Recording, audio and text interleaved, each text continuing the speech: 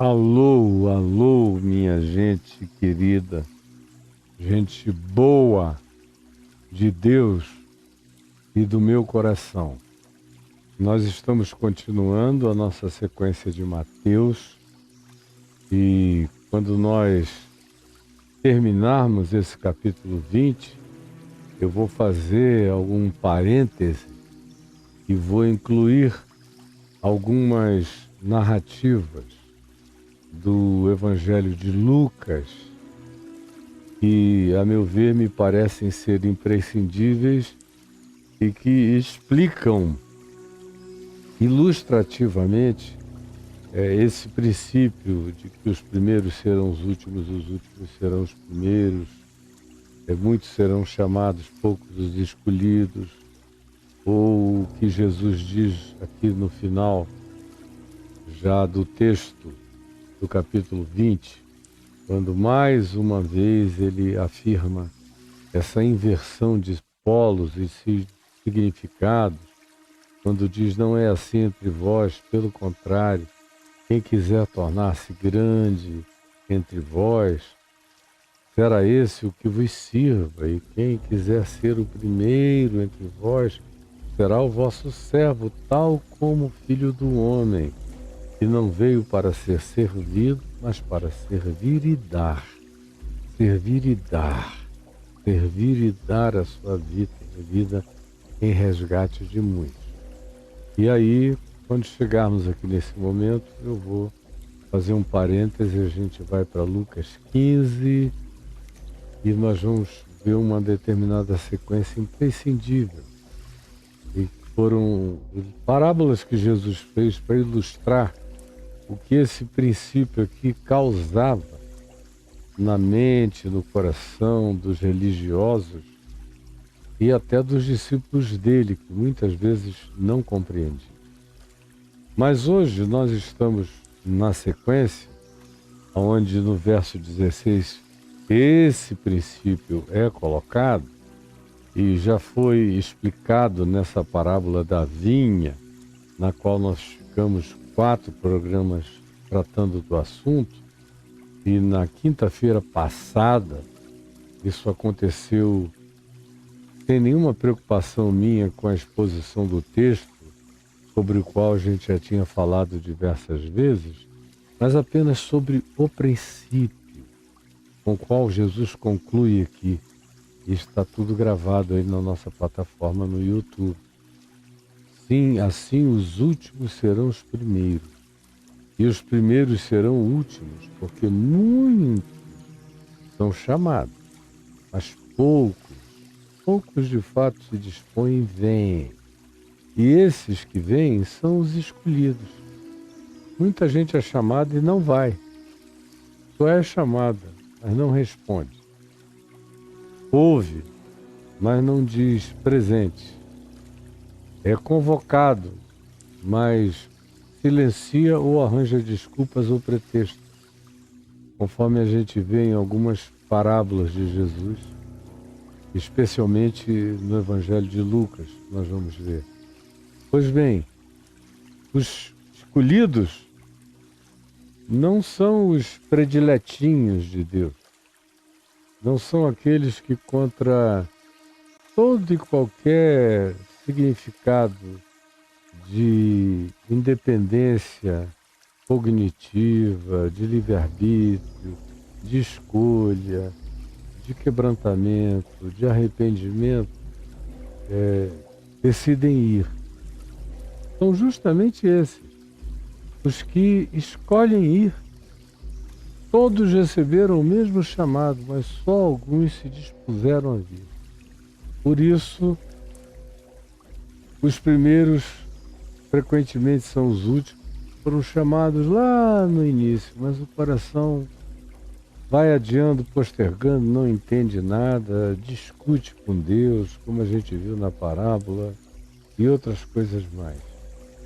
Ao passo em que, em sendo todos chamados, todavia são poucos os que se dispõem.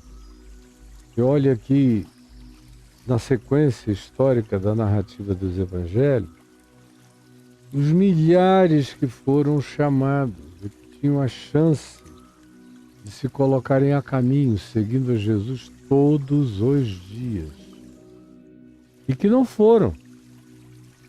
E também aqueles que foram explicitamente convidados, vem, segue-me, anda comigo.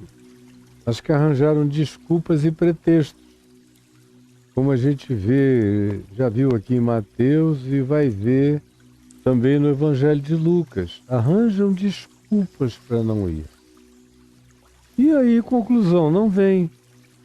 E não é porque Deus é de uma soberania fatalista,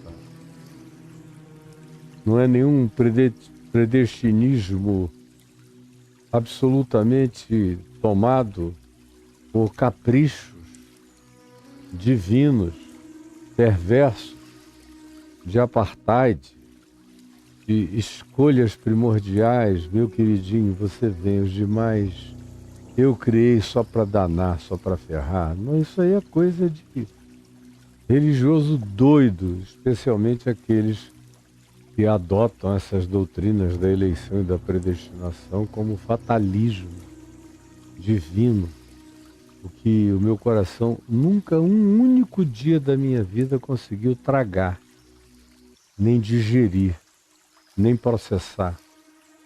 Nem com o melhor esforço da minha mente isso conseguiu passar no teste. E nem no teste da humanidade, nem no teste do amor, e nem no teste do significado da existência de cada ser que foi criado. Não passa. Você tem que ser fanático, tem que ter um narcisismo extraordinário diante de Deus. Por alguma razão, Deus me tornou fascinantemente dele, extraordinariamente seu filho, e me predestinou de tal modo que no meio de todos esses bilhões, eu fui o único que ouvi a voz dele, entendi e atendi. Então, por isso é que eu sou esse ser extraordinário, chamado por Deus, atendi a voz de Deus e por isso eu tenho uma coroa de glória. Ah, pelo amor de Deus, se Deus fosse assim, eu ia preferir mergulhar na inexistência do que num negócio dessa natureza que faz mal a toda a constituição do meu ser como um indivíduo humano, criado à imagem e semelhança de Deus, que carrego no meu coração. Eu tenho certeza, amor, e o amor de Deus se expande e se espalha e se transmite e se refraciona a partir de mim na direção de todos os demais seres humanos. E eu sou um homem mau, como Jesus disse, ora vós que sois maus, eu me incluo entre esses. Sabeis dar boas dádivas aos vossos filhos, quanto mais o vosso Pai Celeste não saberá dar boas coisas àqueles que lhe o pedirem. E os que lhe o pedirem não são só aqueles que receberam uma doutrinação e pedem conforme tenham sido doutrinados. São pessoas em qualquer lugar da Terra que nunca nem ouviram o nome, nem o apelido, nem os chavecos teológicos de nenhuma natureza, mas na agonia, ou na necessidade, ou no vazio do coração, erguem os olhos aos céus, não sabem nem para quem pedir, mas pedem. E todo aquele que invocar o nome do Senhor, mesmo que não saiba que nome é esse, ainda porque o nome do Senhor não é o importante, Ele é o eu sou, Ele é o que é, Ele é aquele que diz eu sou quem eu sou. E com eu sou quem eu sou, qualquer um que ergue os olhos aos céus e clama, está falando com Ele, em qualquer lugar da terra, sem discriminação, sem acepção de pessoas. Se Deus não faz acepção de pessoas, Deus também não faz acepção predestinista de pessoas. Você escolhe uma coisa ou outra. Se Deus predestina, Ele faz acepção de pessoas. Se Deus não faz acepção de pessoas, ele não faz nenhum predestinismo fatalista de ninguém. Vá dormir com esse barulho e escolha quem é o Deus da sua vida. O meu eu sei quem é, e ele está de braços abertos na cruz, chamando todos os seres humanos, de todos os lugares e de todas as dimensões. Pois bem, no verso 17 desse capítulo 20, está dito: estando Jesus para subir a Jerusalém, porque eles não tinham ainda chegado a Jerusalém, onde, por exemplo, essa parábola da vinha e dos trabalhadores da última hora veio a ser contada por Jesus aos seus discípulos. Não tinham, mas estavam se aproximando das regiões montanhosas da Judéia. Jerusalém é um lugar alto, está com uma média de 800 metros de altitude em relação ao resto do país. Não é o lugar mais alto, mas é um dos mais altos do lugar. Por isso, em toda a Bíblia, toda vez que se refere a Jerusalém, se diz subindo para Jerusalém, porque era um caminho de ascendência. Como Jerusalém é diferente da Galileia, onde se diz descendo para o mar da Galileia, porque era um lugar baixo. Como Jericó é baixo, uma descida. Como o Mar Morto é mais profundamente ainda uma descida. E o Jordão tem esse nome porque significa aquele que desce. É bem baixo mesmo, topograficamente. Portanto, estando Jesus para subir a Jerusalém, chamou os 12 apóstolos que estavam com ele, que andavam com ele, que dormiam com ele, e que estavam, portanto, fazendo a viagem com ele, e em caminho, enquanto andavam, enquanto subiam, lentamente, não foi num instante que chegaram a Jerusalém, eles foram parando a uma quantidade interessante de episódios que a gente vê nesse processo até chegar lá.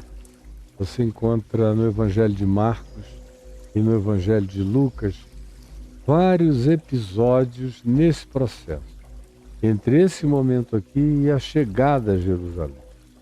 É justamente esse interregno aí que eu quero preencher com Lucas e com Marcos, para você ter esses episódios que em Mateus não foram mencionados. Logo, logo eles vão chegar a Jerusalém de acordo com a narrativa de Mateus. Com a de Marcos, especialmente com a de Lucas, isso demora mais tempo. E tem coisas importantes que ele diz. Mas então, nesse caminho, chamou os 12 e lhes disse: eis que subimos para Jerusalém. Repete, é a 5ª vez que ele diz isso. Se a gente for contar as repetições nos 3 evangelhos sinóticos, foram muito mais, mas só aqui em Mateus a gente já viu isso 1, 2, 3, 4, essa é a 5ª vez em que ele repete a mesma coisa e os discípulos nunca lidam com a informação de maneira correta. Como eu já mostrei para vocês, desde a Galileia. Você lembra? Quem está me acompanhando o tempo todo sabe exatamente como é uma negação total que esses apóstolos fazem acerca da mensagem da cruz. Jesus fala que haverá cruz, que haverá morte e que haverá ressurreição. Mas eles não querem saber. Começou com Pedro, não longe de ti tal coisa. E assim eles vão. Quando Jesus conversa com Moisés e Elias no Monte da Transfiguração também sobre isso, a gente viu a mesma evasão por parte dos discípulos presentes. Quando ele introduz o assunto outra vez para um grupo maior, de novo eles mudam de assunto. Passam a falar de Elias, mas Elias não vem antes, não está fora da ordem. Eles começam a querer criar cronologias e assim vão. E aqui Jesus outra vez introduz o assunto. Eis que subimos para Jerusalém. E o Filho do Homem será entregue aos principais sacerdotes e aos escribas. Eles o condenarão à morte. Cada vez que Jesus fala nisso, ele é agora mais e mais resumido, conciso, sintético e objetivo do que das primeiras vezes. E prossegue dizendo, e o entregarão aos gentios, porque ele acabou também passando pelas mãos dos romanos, no caso, dos soldados que o açoitaram por obrigação de ofício, e também Pilatos, que foi designado para julgá-lo e que fez tudo para isentá-lo, dizendo, eu não vejo mal nenhum nele, julguem vocês a ele. Não, nós não podemos. Se a gente fizer esse julgamento, nós vamos contrariar a lei. Além do mais, nesse festival da Páscoa, nós não podemos. Nós precisamos que vocês, autoridade suprema e máxima, que nós reconhecemos, disseram os sumos sacerdotes, que são os romanos, julguem-no em nosso nome, empurraram como puderam para Pilatos. Por isso é que na brincadeira a gente diz, eu entrei nessa armação assim como Pilatos entrou no credo. Pura armação, o cara não queria. E o entregarão aos gentios para ser escarnecido, açoitado e crucificado, mas ao terceiro dia ressurgirá. Mas ao terceiro dia ressurgirá. Mas ao terceiro dia ressurgirá pela quinta vez. Mas ao terceiro dia ressurgirá. Mas não adianta. Eles continuam em negação. Eles continuam não querendo ouvir. Eles continuam com os sentidos obstruídos. Eles não querem saber dessa história da cruz, de açoite, de morte, de humilhação, mesmo que tudo isso termine com ressurreição. Ao terceiro dia ressurgirá. Por quê? Porque eles creem na morte, mas eles não creem em ressurreição. Esse é que é o fato. Porque se eles crescem em ressurreição, a morte seria apenas um episódio no meio desse caminho que terminaria de maneira gloriosa, vencedora e poderosa, com algo magnífico, inexplicável e indizível, que é a ressurreição. Mas eles não criam em ressurreição. Num certo sentido, ninguém crê em ressurreição. Todo mundo crê em morte. Mesmo falando, por exemplo, dos crentes. Todo crente crê em morte. E na morte física. Deus me livre. Batem na madeira. Vira essa boca para lá. Até, por exemplo, eu que falo na morte com a naturalidade com a qual eu falo no nascimento, toda vez que eu falo na morte, por exemplo, na minha morte, uma quantidade enorme de pessoas batendo na mesa. Não. Parece até que eu vou viver para sempre. Eu não vou viver nessa terra para sempre. Eu já vivi mais do que tenho de vida ainda.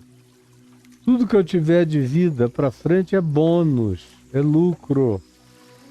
Como diz o Salmo, a vida do homem chega a 70 anos. Eu cheguei a 70 anos. Em havendo vigor a 80. O que passar disso, você pode até passar com muita longevidade. Raramente alguém passa disso com vigor. Porque depois dos 80, no geral, quando se passa disso, o que nos aguarda é canseira, é enfado, é dor, é achar que é isso, é aquilo. Faz parte. E daí é normal. Assim como é normal nascer, não saber falar, chorar, depender, engatinhar, aprender a andar, cair muito, aprender devagar a andar melhor, depois aprender a correr e cair muito, até correr sem cair. Tudo é processo, tudo é natural. A morte é natural. Agora, o que os discípulos não conseguem crer, nem nos evangelhos e nem no dia de hoje, nem aqui comigo, conseguem crer, é na ressurreição com naturalidade. E vem Jesus e diz, mas no terceiro dia ressurgirá, e eles não querem esse assunto. Como é que eles se evadem desse assunto aqui? No verso 20 diz, então, Jesus acabou de falar isso, acabou. Quando ele acaba de falar, então, se chegou a ele a mulher de Zebedeu, que é pai de Tiago e João, e que ficara na Galiléia, cuidando da indústriazinha pesqueira que eles tinham com Pedro e com André. Mas a mulher dele seguiu com Jesus. Vocês vejam como essas mulheres do Evangelho têm muita liberdade de movimento. Lucas 8 diz que várias delas deixaram para trás casa, marido, filhos e seguiram Jesus durante aquele período. Algumas ficaram um período inteiro, como a mãe dele passou boa parte do tempo com ele, as irmãs, as primas, as amigas, diversas e variadas, discípulas que foram se agregando e que eram as que o serviam e traziam alimentos e renovavam os víveres para que eles tivessem com que comer e beber, tivessem um mínimo de possibilidade de dedicarem-se ao ministério explícito, porque elas faziam essa diaconia natural, esse serviço natural de cuidado dele. Leia lá em Lucas 8. Então, se chegou a Jesus a mulher de Zebedeu, com os seus 2 filhos, com Tiago e João, e adorando-o, pediu-lhe um favor. Um favor. Jesus tinha acabado de dizer, olha, a gente vai subir, eu vou morrer e vou ressuscitar. Não houve reflexão a respeito do assunto. É um caso do tipo assim, ele tem mania de falar nisso. Mas a gente já ouviu isso 5 outras vezes. Deixa para lá. Vamos mudar o tema, vamos mudar de assunto. E é o que ela faz levando os filhos, não faz sozinha não. Ela pega os 2 filhos, são apóstolos, Tiago e João, que são pessoas que estão sempre com Jesus em ocasiões particulares. Eles tinham visto, por exemplo, a transfiguração, eles tinham visto algumas outras situações. Eles foram os únicos levados para dentro da casa do chefe da sinagoga em Cafarnaum, chamado Jairo, para a ressurreição da filha dele. Lembram do Talita Cume? Pedro, Tiago e João foram os únicos convidados a entrar, como há outras ocasiões em que eles também são mencionados como um grupo que faz parte de uma categoria que penetra algumas intimidades e que nem todos a elas e para elas são convidados. Pois bem, eles ouviam coisas particulares.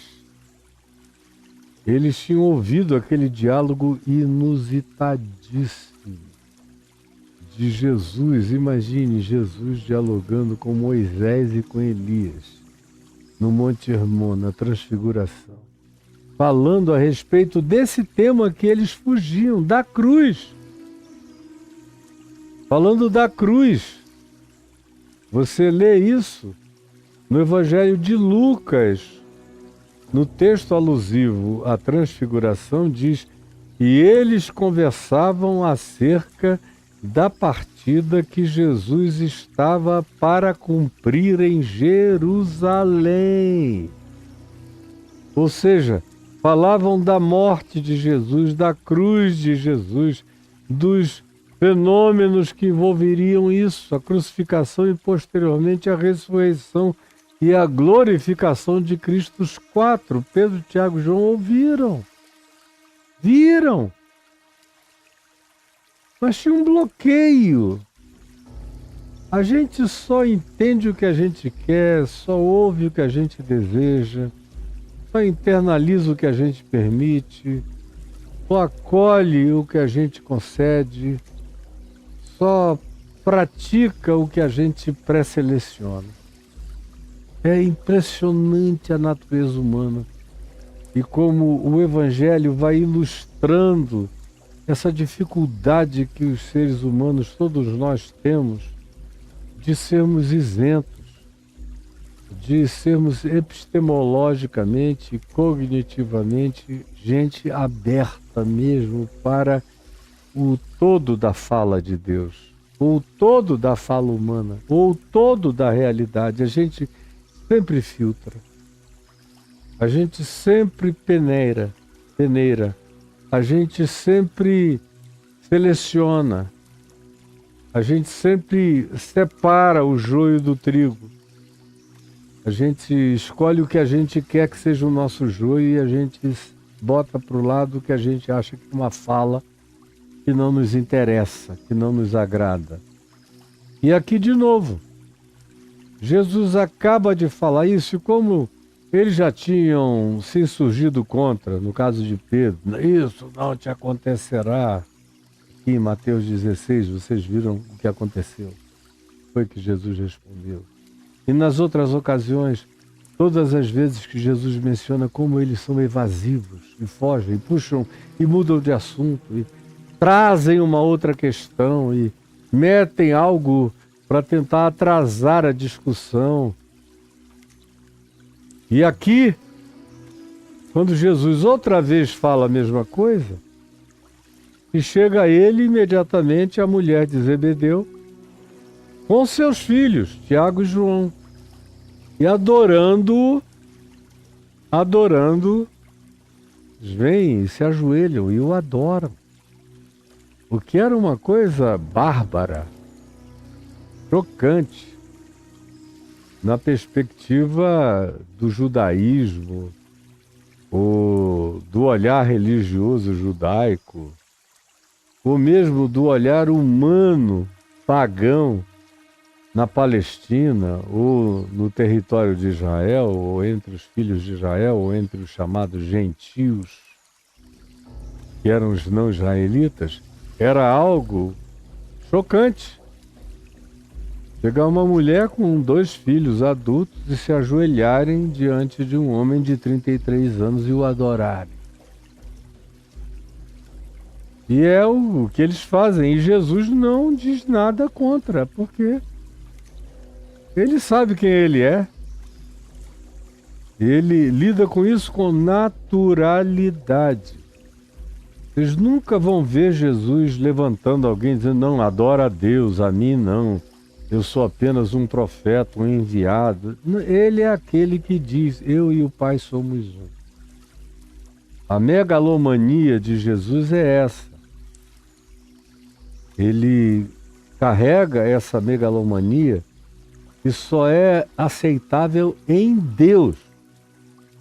Só alguém que seja eterno e incriado e que não seja subproduto de nada nem de ninguém é que pode aceitar a adoração, porque ele é o ente indesignável, ele é o inexplicável, ele é o absurdo, ele é o inexprimível. Ele é o inalcançável, ele é o indisponível a todas as qualquer racionalizações. Esse é digno de todo louvor e de toda adoração. Ninguém mais. Os anjos, todas as vezes que alguém equivocadamente se ajoelhou para adorá-los, os puseram em pé, dizendo, adora a Deus, nós somos só criaturas como vocês. Quando se tentou fazer isso com Moisés, foi a mesma coisa. Quando se tentou fazer isso com qualquer outra criatura lúcida que não fosse louca, a reação é a mesma. Portanto, Jesus aceitar a adoração só pode definir que ele é Deus ou que ele é o maior de todos os doidos planetários. E como não há nenhum traço de loucura nele, nada, e foram milhares os estudiosos que buscaram traços de loucura ou de devaneio alucinado em Jesus e não encontraram jamais, o que sobrou foi o fato de que nós estamos lidando com Deus aqui. Vêm e o adoram, a mãe e os 2 filhos, e perguntou então Jesus, quando a mãe disse: Senhor, eu quero te pedir um favor. Ela olha para cima, Jesus está diante dela, e os filhos ajoelhados ao lado dela, ela diz: Senhor, eu quero te pedir um favor. Aí Jesus perguntou: o que tu queres?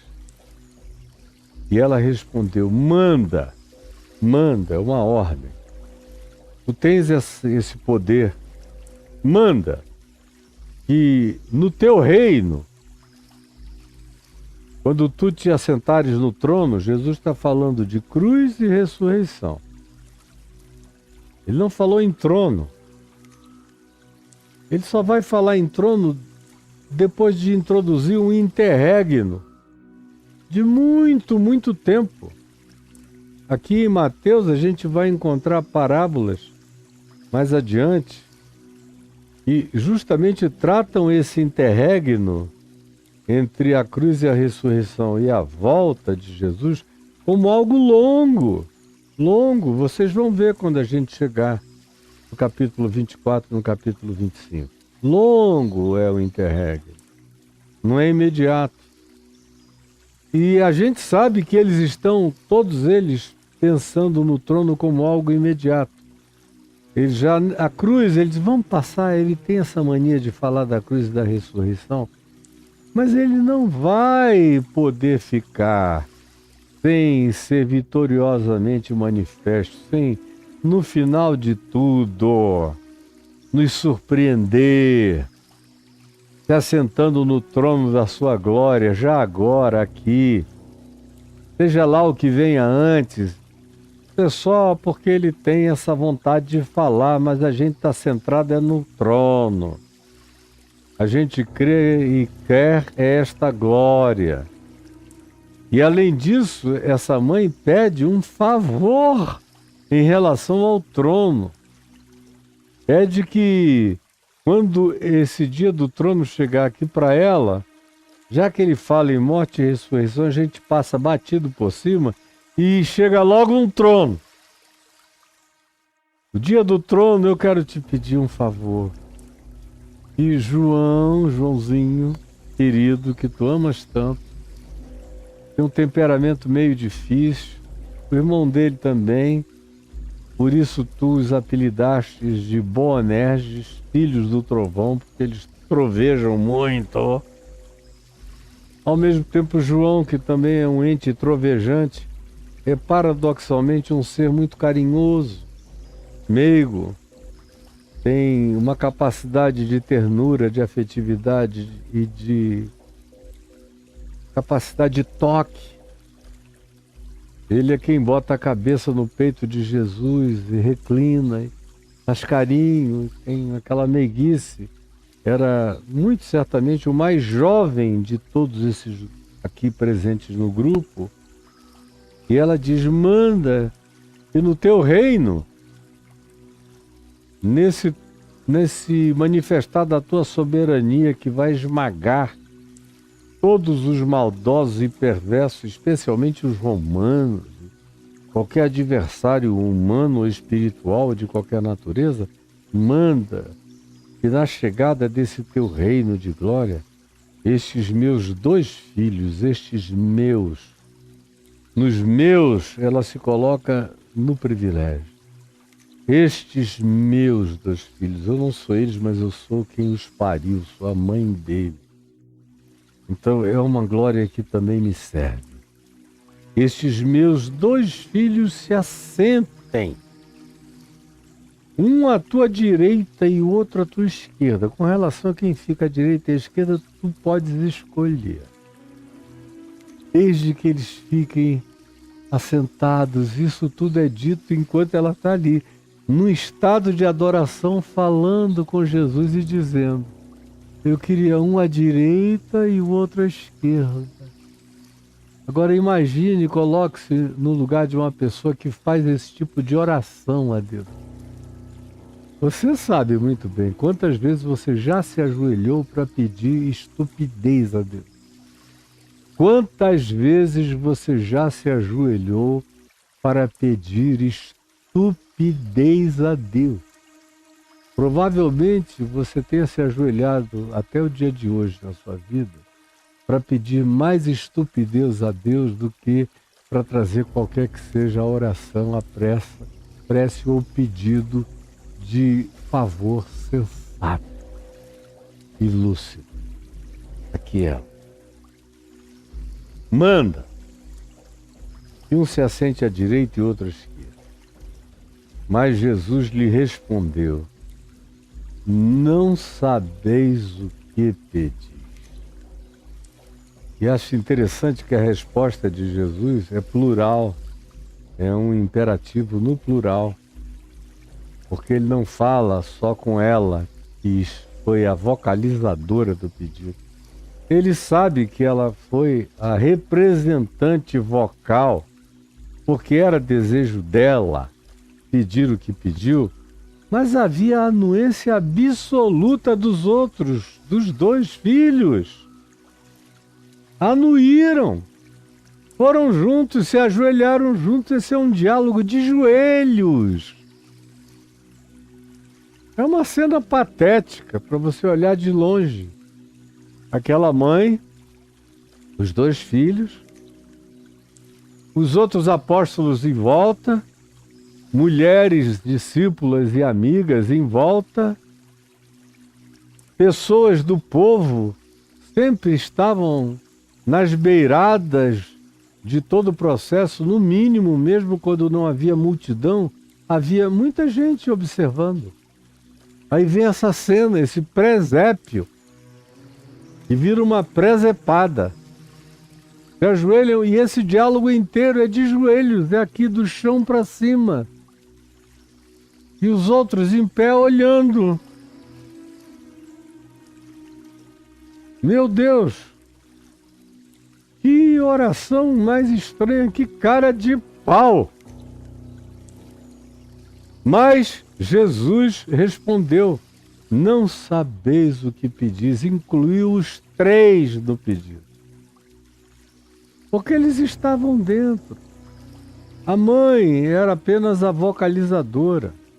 Eles tinham também usado a mãe para ser aquela que representava, que era o fator oral da declaração, mas o coração deles estava ali em estado de aplauso, súplice, querendo que Jesus dissesse: tá bom, uma oração de mãe é irresistível.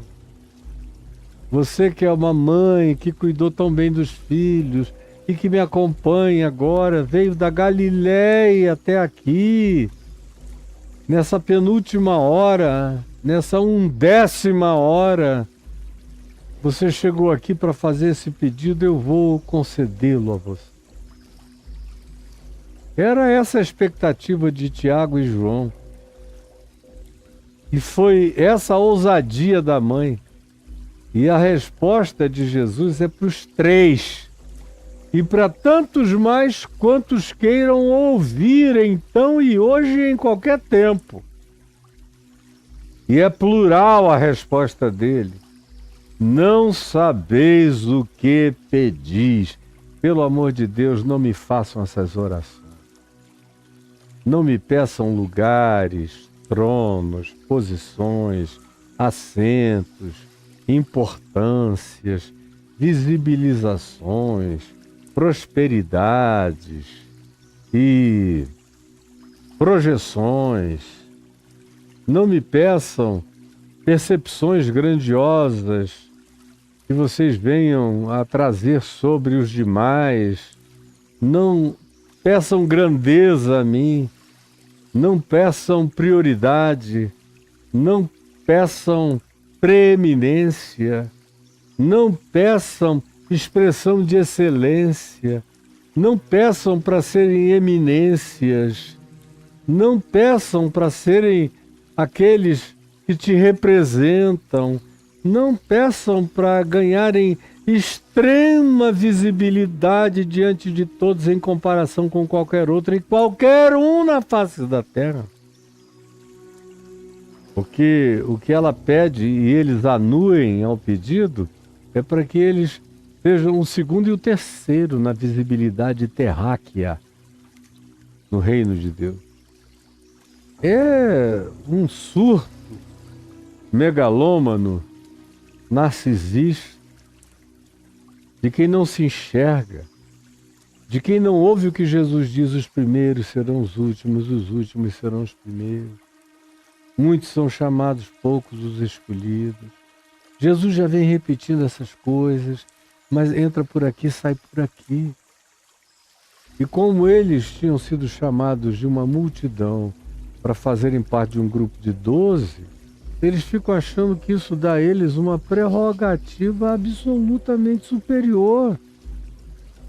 Mal sabem eles que tem gente sem nome, gente completamente desconhecida, gente que nem veio a saber do nome de Jesus enquanto viveu no planeta Terra e que foi infinitamente mais lindo, mais bonita, mais doce, mais quebrantada, mais súplice, mais humana, mais generosa, mais corajosa, mais desinteressada, mais dada ao serviço, menos comparativa, sem inveja de ninguém, feliz com quem era, praticando os dons, os talentos e as possibilidades que carregava durante o curso da história dele. Gente muito, muito, muito superior, com uma essência humana do que esses 12 aqui carregavam. Nunca entenderam que eles foram chamados porque eles eram os caras que estavam ali. E não estavam na Arábia Saudita, nem na Índia. Nem eram índios na chamada América do Norte, nem na América do Sul. Nem nas ilhas do Pacífico ou do Atlântico. Nem eram pessoas morando na Turquia. Nem eram apolônios, como Apolônio de Tínia, na Turquia, que foi um homem bonito, santo, que não chegou a conhecer Jesus, mas foi lindo. Como indivíduo sozinho, sem a ajuda do ensino do Evangelho soprado no ouvido dele todo dia, proporcionalmente ele foi mais interessante do que qualquer desses 12 apóstolos. Não sabiam de nada. Mas é assim, quando a gente recebe uma informação sobre o Evangelho, a gente fica achando na mesma hora que aquilo nos tornou gente superior. É por isso que os membros das igrejas são assim tão horrorosos, tão supremacistas, que acham os que têm direito a pedir o patético, na maior pateticidade. São os construtores de presépio para as suas próprias presepadas, das suas piedades orgulhosas, das suas piedades cheias de clamor de superioridade. Eu quero só um favorzinho, que tu coloques o meu filhinho, um deles à direita, outros à esquerda, para que quem olhar para ti veja os dois juntos, e o resplendor da tua glória nos tronos que eles terão ao teu lado. É só isso que eu te peço. Por favor, Jesus. E Jesus olha para baixo e diz: vocês não sabem o que pedem. Vamos levantar daí. Pelo amor de Deus, não sabeis o que pedis. podeis vós beber o cálice que eu estou para beber? Aí Jesus puxa o assunto da morte, do sofrimento, do flagelamento, do abuso, da rejeição, do sofrimento aleatório, do arbítrio de terceiros realizando os seus desejos malignos, tirando a vida de pessoas. Jesus introduz esse tema. Vocês não sabem o que estão me pedindo quanto a sentar no trono. Agora, deixa eu fazer uma pergunta a vocês, já que vocês estão fugindo do tema da cruz e da ressurreição. Podeis beber o cálice que eu estou para beber? E eles responderam. E agora aqui provavelmente já não foi a mãe que respondeu, mas os dois homens, Tiago e João. Podemos. Quando eles disseram podemos, eles estavam antecipando para eles mesmos, sem se darem conta, o fato de que a cruz era para Jesus tanto quanto seria para todos.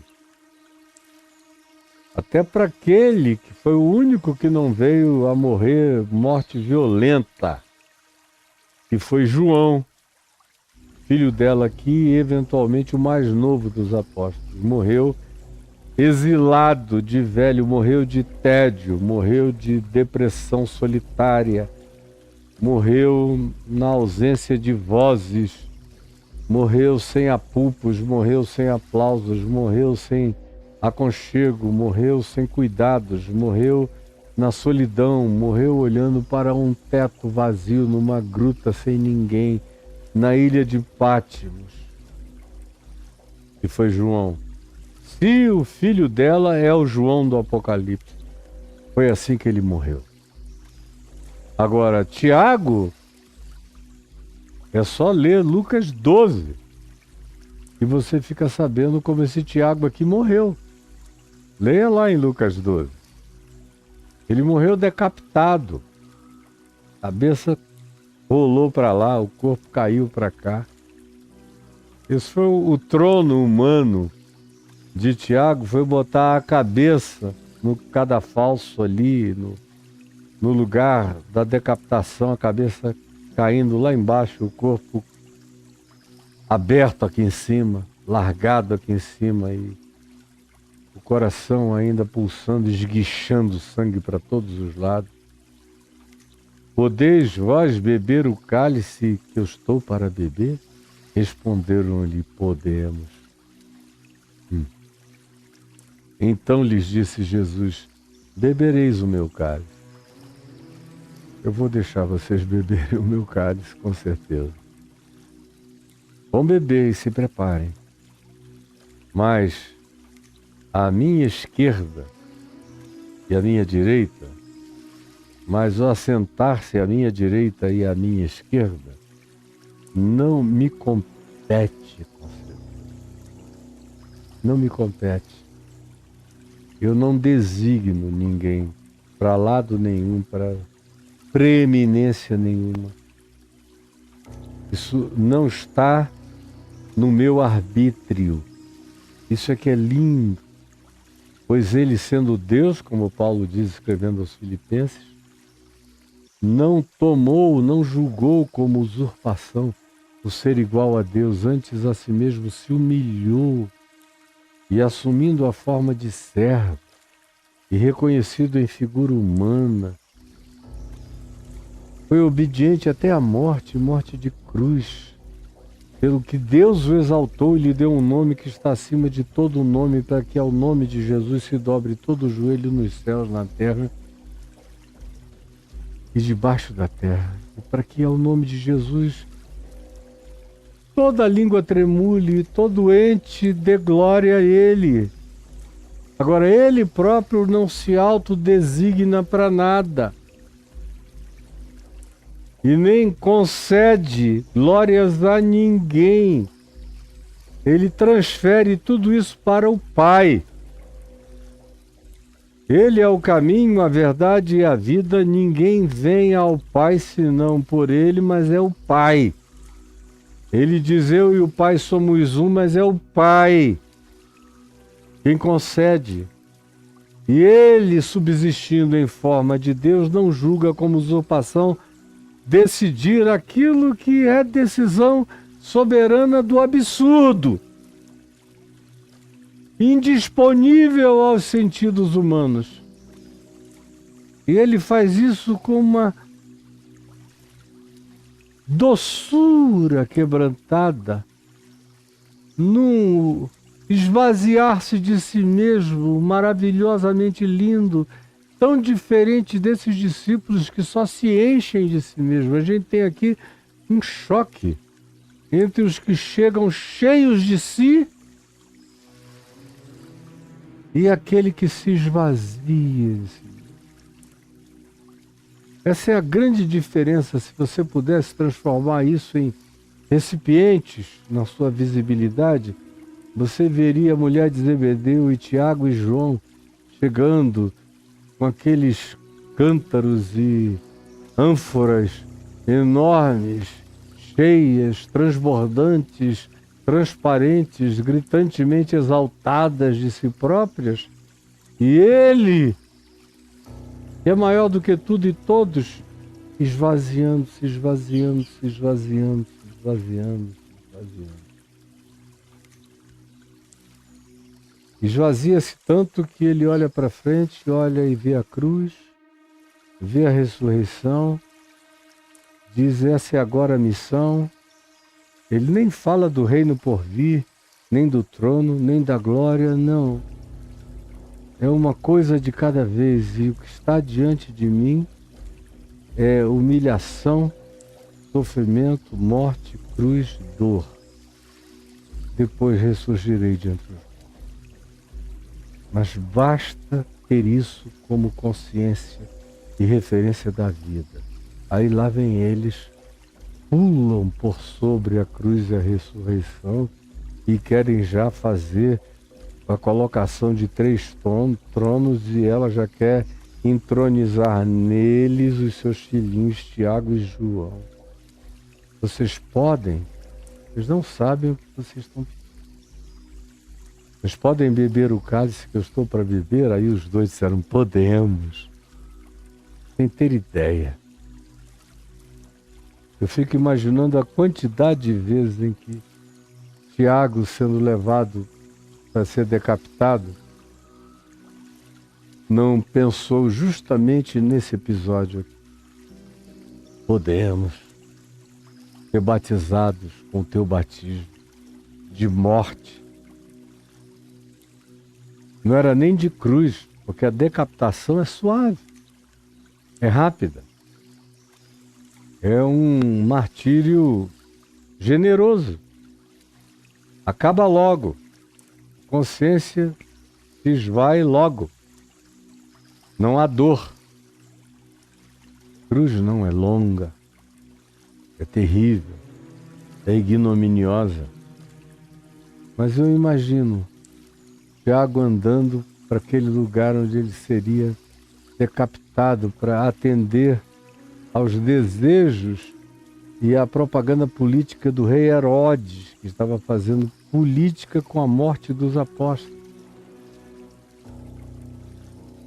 Quantas vezes ele não pensou naquilo, naquele dia, naquela tolice, naquele dia, mais do que nunca.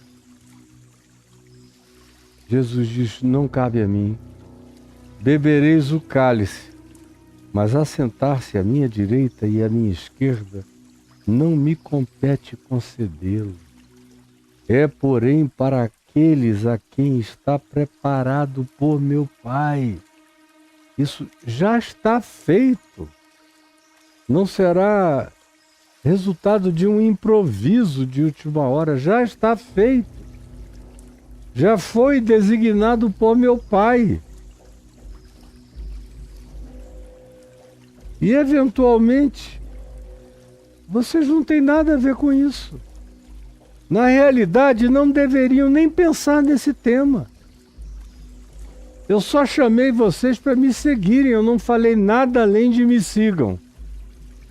E eu darei um trono assim, o assado, para qualquer um de vocês, começando por quem chegou primeiro, até por quem chegou depois. Não!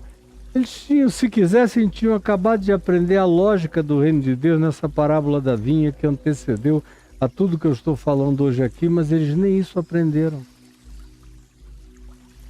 Tiago e João e a mãe deles achavam que, como eles tinham sido os primeiros a receberem o convite, eles eram trabalhadores da primeira hora e tinham direito a sentar no trono. Vejam como está tudo interligado e como, apesar do evangelho estar todo interligado, os discípulos não aprendem nunca. Isso é que é trágico. Sobre a realidade de ser discípulo, eles não aprendem nunca. Eu já estou falando há 1 hora e eu vou parar aqui no dia de hoje. Amanhã eu vou continuar, porque o que eu tenho a dizer é muito mais. Isso foi só uma pequena introdução. E eu te peço, Jesus, e nessa simples introdução, todo aquele que tem um coração aberto e que não fica filtrando a tua palavra, nem selecionando o evangelho que gosta, e esses que têm o coração totalmente em estado de arreganho, de alma e de ser, do todo da tua palavra, tenham acolhido o ensino do quebrantamento e do silêncio. A gente anda em silêncio diante de ti, fazendo a nossa parte com toda alegria, porque para aqueles que te conheceram, basta-lhes o privilégio de um dia te haverem conhecido. É o que eu te peço, que aqui aconteça no coração de cada um, em nome de Jesus. Amém e amém.